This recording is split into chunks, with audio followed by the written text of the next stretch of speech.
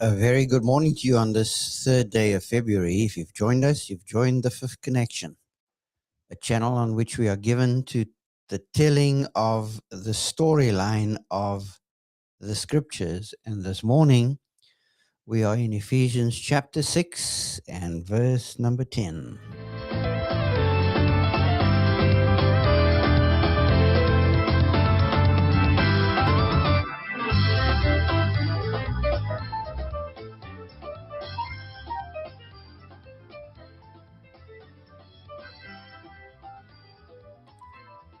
The talk of war. We call it war talk as the U.S. forces gather in the Middle East and the aircraft carriers are all positioned and talks are high about a nuclear arrangement, a nuclear deal with Iran. Most nations are on edge. War is like that. War is a frame. War has a frame, a rhythm and a rhyme and a strategy to it. And it's no small thing that Christians are called to be involved in warfare.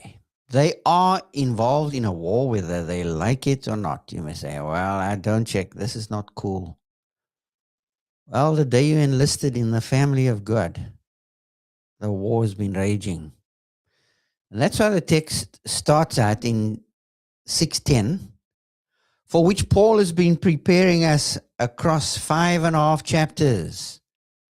If you ever think this is a sudden intrusion of this idea, it starts out in chapter 1, verse 1 already, where he is making believers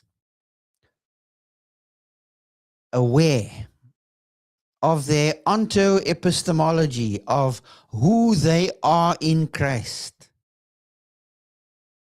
What being in Christ means, what it looks like. It is an awareness, a consciousness of who you are and whose you are, so that you can engage properly. You can have capability that spills over into capacity, an ever-expanding capacity to process reality. And what is really real is this warfare element. And Paul starts out in verse number 10 and he says, listen up, be strong, aligned in your inner man, be strongly aligned in your inner man, your capacity, because you have active power to fight because of who you are and whose you are. Now in verse 11, put on the whole armor of God that you may be able to stand against the schemes of the devil. The King James Version has wiles of the devil. Please note that this battle, this warfare we are involved in is not an individual war. It's not person to person. It firstly is a corporate war. We engage in warfare together. It's the assembly, the whole assembly, and then particular assemblies depending on where they are geolocated. They are to put on, they are to don the dress of battle. They are to put on the whole armor of God. This word armor is the word panoply. Panoply, the whole armor. Don the dress for battle. This battle armor, if you will, is like a toolkit. Pieces that you need to, pieces of apparel, war apparel that you need to don. You need to put it on. And it comes from the source of all being. It's the armor of God. Why? That you may be able to stand. That you, strongly aligned according to verse 6, because remember, alignment has to do with a number of things. It assumes a line, a standard. And a standard assumes a line maker or a standard maker. It's not something that just comes out of thin air. There is a framing to this warfare, this battle. Don the dress of battle from the source of all being, that you, strongly aligned, may be able to stand against. Now listen what you stand against. The chaos and corruption of egregores. Now I'm going to explain this, so don't collapse when you hear a big word that you've never heard before. The word egregore, we use it very differently. We talk about an egregious event, an event that has consumed us all. COVID was an egregore. Maybe you've forgotten. Let me refresh your memory. Remember how we could not go out of doors, to greet each other through windows. Remember when I got it and I dropped, I was in bed and the kids would come to the window and to say hi. Those were very scary times, but COVID was an egregore because it was an epidemic, and it was so foreign to us, we didn't know how to respond. We had to go to the store and stand in a queue in order to buy stuff. And we had to wear masks and everything that went with standing against this egregore. It was something egregious. It was like, remember the Pac-Man game? Oh, that's a computer game of yesteryear. But this little image on a screen would have a big mouth that would move along corridors and eat and swallow up everything in its wake. We were so amused to watch this little image flash across a screen. That's what an egregore is like. It's like Pac-Man consuming things, consuming stuff. We become consumed by what is foreign to us. They are called the wiles of the devil, the schemes of the enemy. Not the enemy, the schemes that he puts in place. Just talk through what some of those schemes are. I've used a physiological example. Let's use an ideological example. Something spiritual, something in our heads. The machine. Oh, we love machines. Machines do things. My car is a machine. And the use of that machine changes my life. Totally. Because space is economized. And I can move from place to place. I get into this pod called a vehicle, and it moves. It transports me across the surface of the earth. Machines are like that. Machines have colonized our lives. And now it's computers. Machines have colonized the church. They've taken over. Our servicing of believers, what we wrongly call worship services. There are machines that have colonized the thinking of believers. And you see, machines are things that you switch on and switch off. And when you switch them on, they come alive. And when you switch them off, they die. Well, man is not a machine. It's this machine-like thinking about reality that has ruined the way we think and how we operate. And we think relationships are like machines. Yes, you've heard me. That you can switch a relationship on and off at will and whim. Some of our marriages function like that, via a switch. Our broader relationships in our family functions like that. We think it's a switch that you can switch on when needed and switch off when not needed. That's not how life works. Life is not a machine. Man is not a machine. Now let's get a little more convicting here. Ideologies are like machines. They are egregores. An ideology is a way of thinking that eats up my reality and the way I respond to the real world.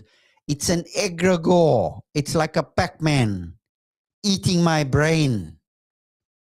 Why do you think our culture is so given with zombie movies?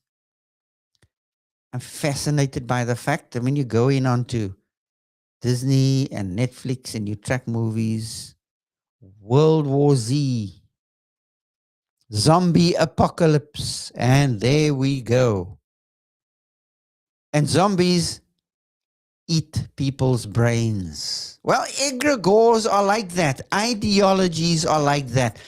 That's why I must watch out, even in the believing community, that I do not become overwhelmed by the egregores in that community.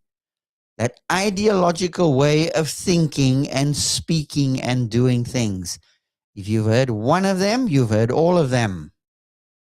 If you've heard somebody who's ideologically locked into a worldview and they preach and they teach, if you've heard them once, you've heard them a million times. Then you wonder why people can't remember the sermon of Sunday past. What was it about? Well, I don't know. Ask the preacher. That's why being donned for war is so important. Because war has a frame and a rhythm and a rhyme and a strategy to it. This word for schemes, this word for strategies is strategia. Can you hear the word strategy there? Strategic, strategia. And the war frame is something that frames our lives. Because you see, you're going to see in the next verse, verse number 12 of the storyline, that the battle is spiritual. I'm not fighting my mother-in-law or my brothers, my sisters. Oh, this egregore gives expression that way, physiologically. But the warfare is spiritual first. The invisible informs the visible. So here's how you do it. You put on the battle pieces that the writer is going to talk about in the rest of the paragraph. God has sourced us with all that we need. Not outsourced all that we need, sourced us with all that we need. He is the source of all being. And because we are aligned strongly with Him, we are to be found in Him. We are to be strong in the Lord, for in Him we live and move and have our existence.